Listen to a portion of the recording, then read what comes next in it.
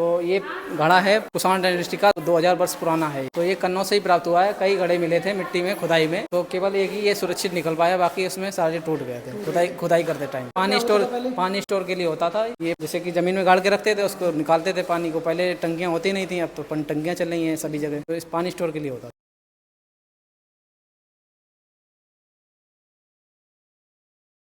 देखो प्यारे दोस्तों, ये प्रसिद्ध पुरानी मूर्तियाँ थी, वही हैं। यहाँ पे भैया आर्मी वाले हैं, ये यहाँ इनकी ड्यूटी है। ये नागिन नहीं नागिन है, नागरी जी। 18वीं सदी, महिषासुर मर्दिनी, ये 9वीं शताब्दी की है। 9वीं सदी। कुबेर जी, हाँ। ये जो आपने मूर्ति जो नीचे देखी थी अच्छा, हाँ, उसका एक छोटा पीस है। छोटा फीस है ये।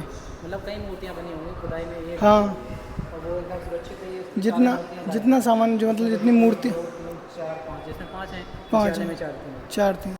चामुंडा, चामुंडा ये उसमें देखिए आपने वो शोकेस में, हाँ। वो अलग चेहरा था उनका भयानक सा, इसमें देखिए ये इनके अलग रूप में है। ये 10वीं शताब्दी है। सूर्यवंश, गणेश जी, गणेश जी,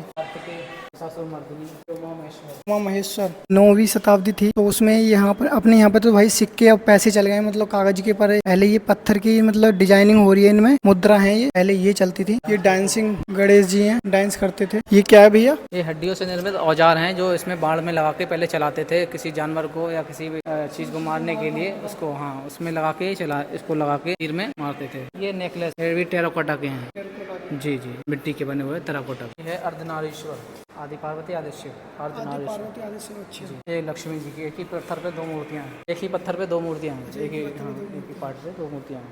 इधर लक्ष्मी जी, जो के लिए घड़े हैं छोटे आकार के, पानी के लिए, हाँ, यूज किए जाते थे, वो हैं ये घड़े, छोटे वाले साइज है। हांडी एवं छोटे आकार के प्याले। हांडी जो होती थी कुछ पकाने के लिए वाले यूज करते थे, वो है। ये प्याले हैं। फिंगर होता है जो टोटीदार घड़े होते थे, वो है। ये काले में डिमांड है। ये जो कलर देख रहे हैं आप, जो एकदम ये प्राकृतिक है, ये मिट्टी मतलब काली मिट्टी का बना हुआ है, काली मिट्टी का बना जी हुआ है। जी, काली मिट्टी। प्यारे दोस्तों, जो हम लोग अभी माला पहनते हैं, तो वो पहले ये मन के बोलते हैं इनको। और ये लीडू होता है, लीडू पासा, जानते हो? तो ये रखा है, देखो ये 2 हैं, ये पै है, देखो पै। तो जो अभी इत्र वगैरह सेंट वगैरह चल रहा है, तो वो पहले जो राजा महाराजा थे वो कैसे बनाते थे, आइए भैया से जानकारी लेंगे। तो देख सकते हो भाई, फूल हैं सारे, ये इत्र बना रहे हैं ये लोग। और ये है डेग, इसको डेग बोलते हैं। क्या चीज? इसको डेग बोलते हैं। डेग मतलब? डेग मतलब कि कॉपर का होता है, हाँ, जो कुछ पकाने के लिए। इसको फूल को डालते हैं इसमें, हाँ, इसको यहाँ पे लॉक करते हैं, हाँ, इसके अंदर फूल डाल दिया, उसमें पानी भर दिया, हाँ, नीचे आग जल रही है, आग जल रही है, तो यहाँ पे लॉक कर दिया है। किसी मिट्टी से भी लॉक करते हैं, इसी पाइप के माध्यम से, जो उसका स्टीम होता है ना, हाँ, भाप के माध्यम से इसमें आता है, जो भाप के माध्यम से रहता है यहाँ पे, हाँ, उसमें जो ठंडा होकर इसमें भाप के अच्छा, माध्यम जो क्या बोलते हैं इत्र होता है, वो यहाँ पे इकट्ठा होता है। इसमें आ जाता अच्छा जी, है। ठंडा कर लेते हैं, यहाँ ठंडा करके, यहाँ ठंडा कर दिया, अच्छा जी, यहाँ पे इसको निकाल लिया, अलग बर्तन में कर लिया। अच्छा, मतलब ये इनको बोलेंगे भवका। ये सब किस चीज के बने हुए हैं? ये कॉपर का है, कॉपर का है, अभी भी कॉपर है सारे? ये, हाँ, कॉपर ही है। अच्छा अच्छा, और ये है चमड़े की बोतल, ये ऊँट के कैमल का जो खाल होती है ना, उसका हाँ, बनता है कुप्पी। तो ये उसको मतलब पानी को एडजस्ट कर लेते जो राजस्थान में अभी यूज मैंने कहीं देखे हैं, राजस्थान में पानी के लिए यूज किए जाते हैं। ये वही चीज है, हैं। हाँ, चमड़े की, चमड़े का है। ये किस चीज के है? अगर है, समामा है, मिट्टी है, घास है। नहीं, ये किस काम में आते थे पहले? इन्हीं का इत्र बनता है, अच्छा, इन्हीं चीजों का इत्र बनता है। ये मसाले हैं सर। ये इत्र, जो कुछ इत्र बनता है वो इन मसालों के द्वारा इत्र बनाया जाता है। फिर यहाँ के ये टोटल मतलब ब्रांड, इनके नाम रखे गए हैं भाई, किस चीज से बना है वो सब कुछ अच्छे से दर्शाया गया है यहाँ पे। हाँ, ये जो है ना पूरी हर्षवर्धन की गैलरी है। हाँ जी, ये हर्षवर्धन की जो है ना जनरेशन जो है ना दर्शाया गया है इसमें, कि जितनी भी जो है ना उनके वंशावली दिखाई गई है। एक्चुअली जो है ना हर्षवर्धन यहाँ के राजा बने हैं, लेकिन वो यहाँ के थे नहीं। हर्षवर्धन रहने वाले थे हरियाणा में, एक जगह है कुरुक्षेत्र, जिसमें एक जगह है थानेश्वर। कुरुक्षेत्र पड़ता है, हाँ। कुरुक्षेत्र पड़ता है, उसमें एक जगह पड़ती है थानेश्वर। वहाँ के उनके पिताजी, हर्षवर्धन के पिताजी प्रभाकर वर्धन राजा थे थानेश्वर के, और उनके 2 बेटे राज्यवर्धन, हर्षवर्धन, एक उनकी बेटी थी जिसका नाम था राजश्री। ये जो है ना दिखाया गया है, ये हर्षवर्धन पैदा हुए हैं, उनका सेलिब्रेशन दिखाया गया है। ये सीन है हरियाणा की थानेश्वर, इसमें जो है ना हर्षवर्धन पैदा हुए हैं वो सीन दिखाया गया है। उनकी माता यशोमती और पिता प्रभाकर वर्धन यहाँ पे बैठे। अच्छा जी, ये सेलिब्रेशन का सीन है। आगे आप देखेंगे जो कि हर्षवर्धन की जो बहन है जिसका नाम है राजश्री, तो राजश्री का विवाह जो है ना, यानी कि थानेश्वर की जो राजकुमारी है राजश्री, उनका विवाह कन्नौज के राजकुमार ग्रह वर्मा के साथ में किया जाता है, जी मुखिर वंश के शासक थे। कौन? ग्रह वर्मा जी, उनके साथ में ये शादी संपन्न होती है। अब इनके जो है ना 2 दुश्मन होते हैं। एक दुश्मन होता है बंगाल का शासक शशांक, एक एमपी में जो मालवा है उसका शासक देवगुप्त। वो मिलके जो है ना कन्नौज के ऊपर आक्रमण करते हैं और गृह वर्मा की हत्या कर दी जाती है। हत्या करने के बाद राजश्री को जो है ना बंदी बना के जो है ना कन्नौज की जेल में कारागार में डाल दिया जाता है। ये जो है ना राजश्री को कन्नौज की कारागार में डाल दिया जाता है, बंदी बना के। उसके बाद जो है ना ये सब घटना के बाद राज्यवर्धन आते हैं थानेश्वर से और वो शशांक से युद्ध करते हैं। बंगाल का शासक जो शशांक होता है उससे युद्ध करते हैं। युद्ध में शशांक को मार देते हैं। उसके बाद जो है ना एक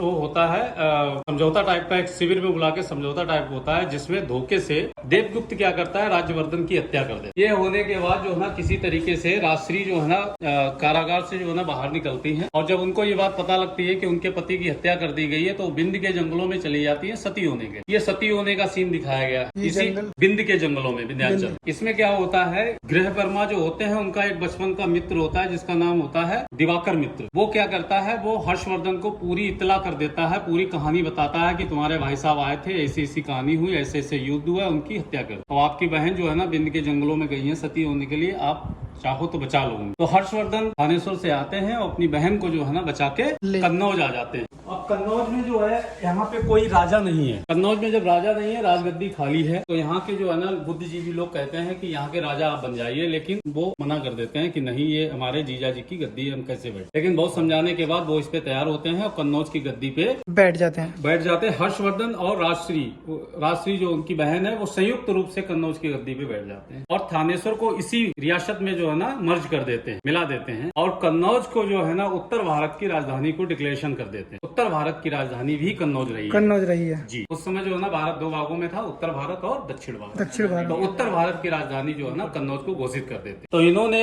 अपने जीवन में जो है ना 3 ग्रंथों की रचना की है जिसका नाम है रत्नावली, प्रदर्शिका और नागानंद। ये 3 ग्रंथ जो है ना हर्षवर्धन के द्वारा लिखित होता है। फर्स्ट चीनी यात्री वैनसांग की मुलाकात जो है ना हर्षवर्धन के साथ में यहाँ पे कन्नौज में होती है और इनके ऊपर इल्जाम लगाए जाते हैं कि ये जो है ना बुद्धिस्ट हो रहे हैं। तो यहाँ के जो है ना ब्राह्मण लोग जो है ना बहुत इनसे खफा हो जाते हैं और इनकी जो शिविर होता है उसमें आग लगा देते हैं, जहाँ ये सेमिनार टाइप का चलता है, आग लगा देते हैं। तो हर्षवर्धन जो है ना बहुत गुस्सा हो जाते हैं और बहुत सारे ब्राह्मणों को यहाँ से देश निकाला दे देते। जैसा कि सबको पता है कि हर्षवर्धन जो है ना बहुत दानवीर राजा है। ये हर 5 साल में प्रयागराज इलाहाबाद जाते हैं। जितनी भी इनकी इनकम होती है वो सबकी सब कन्नौज उसमें प्रयागराज इलाहाबाद जाके जो है ना दान कर देते। ये इतना दान करते हैं कि अपने वस्त्र और आभूषण भी दान कर देते हैं। जो इनके पीले वस्त्र बहन देती है पहनने के लिए, वही पहन के वापस कन्नौज आ जाते। और वहाँ पे जो है ना बहुत सारे धार्मिक मुद्दों पे जो है ना डिस्कशन होता है, डिस्कशन टाइप का एक सेमिनार टाइप का वो करते हैं, जिसको हिस्ट्री में महामोक्षी परिषद के नाम से जो है ना विस्तृत किया गया जाना जाता है। और ये गंगा आरती दिखाई गई है, गंगा घाट प्रयागराज की गंगा आरती के बारे में। ये प्रयागराजी गंगा घाट है,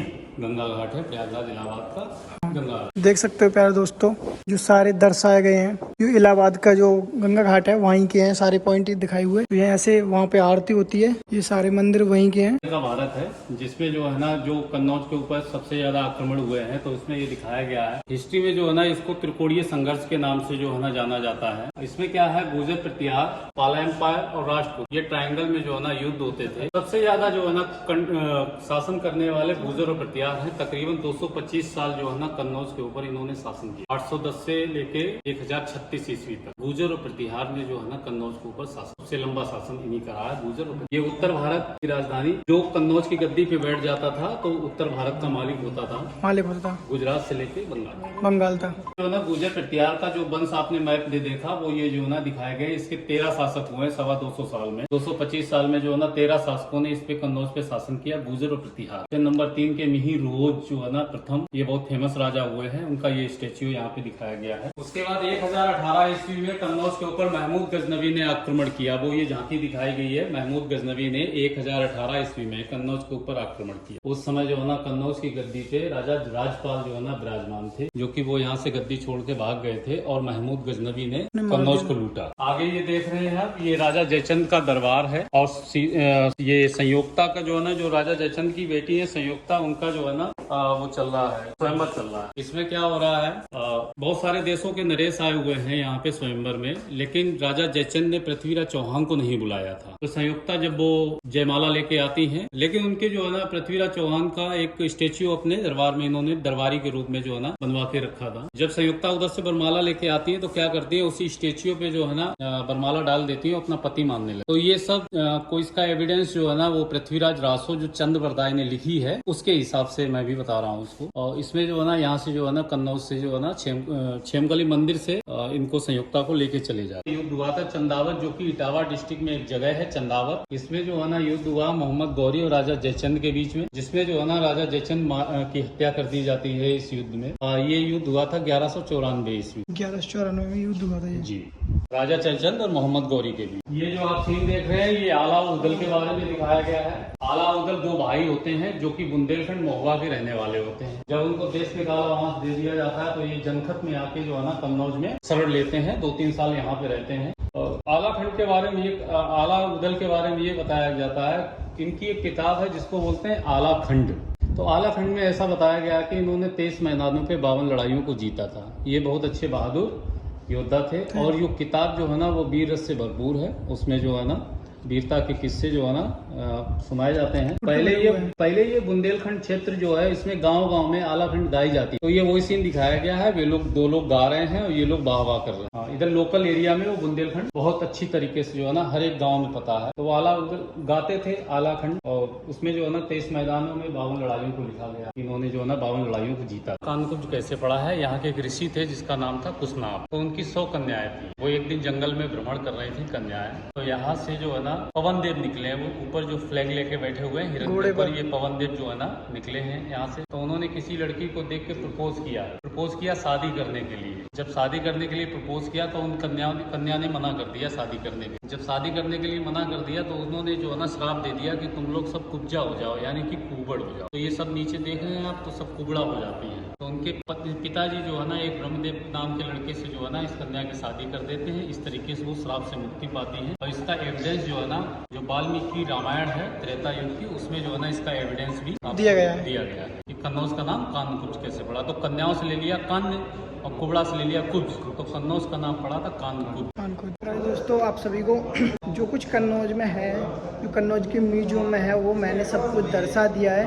और चलो बात करते हैं आगे अपनी जर्नी के बारे में। ठीक है भाइयों, हम निकल रहे थे अपने रास्ते की ओर। अपने स्वच्छता ही सेवा है, तो भैया से जानकारी लेना चाहेंगे। हाँ जी सर बताइए। हाँ जी, PSM कॉलेज से हैं, कार्यक्रम अधिकारी राष्ट्रीय सेवा योजना। राष्ट्रीय सेवा योजना इकाई द्वारा स्वच्छता अभियान को लेकर रैली निकाली जा रही है और लोगों को संदेश दिया जा रहा था कि हम कैसे स्वच्छता के लिए आगे बढ़ें। तो देख सकते हो भाइयों प्यारे दोस्तों, जो भारत में जो स्वच्छता अभियान चल रहा है ना, वो बहुत ही अच्छा चल रहा है। और उसके बारे में भैया फुल जानकारी दी है भैया ने। वंदे